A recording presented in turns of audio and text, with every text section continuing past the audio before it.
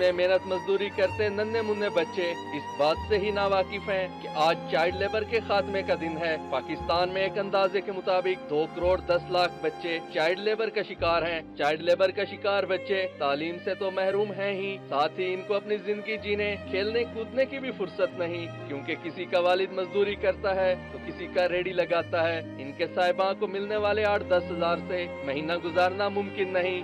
एक घर में एक बंदा कमाना 6 ने खाना है तो कैसे पूरे करेगा? वो बच्चे को उससे मुलाजमत ही करनी है। 7-8-10 हज़ार कमाने से फिर और क्या करेगा इसका वालिद?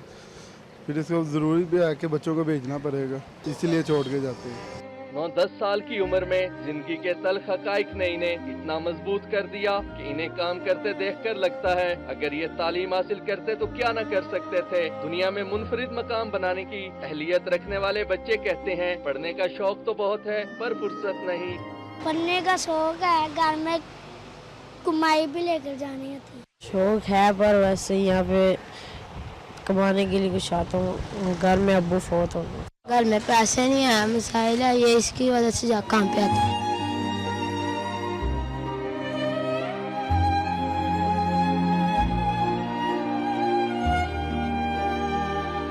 चाइल्ड लेबर के नाम पर कई कवानीन भी बन चुके और सैकड़ों एनजीओज भी मौजूद हैं जो ठंडे ठंडे होटलों में सेमिनार्स बुलाती हैं, मगर आज भी कई मासूम मुंतजिर हैं कि कब कौन उनकी हकीकी तर्जुमानी करते हुए उनका बचपन लौटाएगा।